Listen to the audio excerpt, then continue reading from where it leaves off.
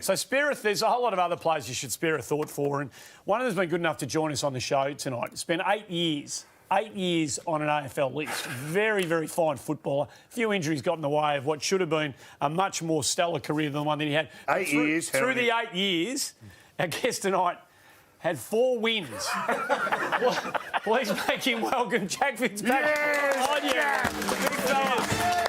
Hey, boys. Mate, great to have you on the show. Thanks for coming on. And thank you for having me. Congratulations. You're with us. Do you remember all the wins?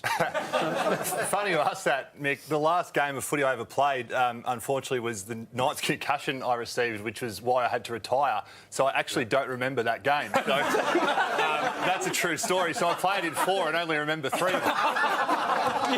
You don't remember a quarter of your wins. My first memory, true story, down in Launceston was sitting in the doctor's room after the game. Do Wow. you remember your first win?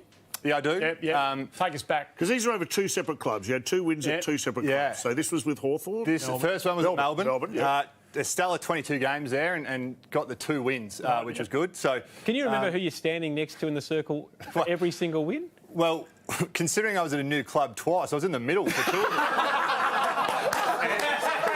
It has to be an AFLV fella. He's wrinkled up. He's been in that much Gatorade. Oh, that's amazing.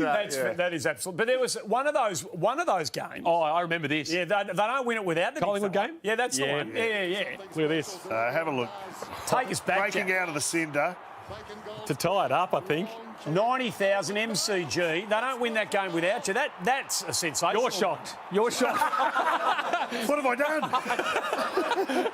No, look, if you want something done properly, you do it yourself. So here we go. There we go in the middle. So It's one of those Gatorades. all those blokes, half of them played in as many winning grand finals as I did games. So they were pretty bored by this stage, and I was just enjoying the Gatorade or Powerade shower. Was there a special story behind your first win? Yeah, funny you say that. We played the Bulldogs, who, funnily enough, I remained undefeated against them when I was playing for Melbourne. Right. 2 games for 2 wins, and it was a Saturday night at the MCG, and I kicked a pretty good goal, a boo-na-na from the boundary, Andy. I can talk you through it later. And I remember Bob Murphy, who you obviously work with, and now I'm involved with at the Bulldogs AFLW team, is doing some leadership there, and I'm coaching. I remember he was writing his newspaper article at the time, and I remember during the week reading his article, and it actually said, "It's like Fitzpatrick are kicking goals like that, you know it's not your night." Now, I've got to ask you. That's great. Paul Roos was your first coach at Melbourne. He was your coach. One of 5 that I had. Okay, so he came on this program and talked us through his very first training session when he got to Melbourne, and your name came up. Have a listen and we'll get you to respond.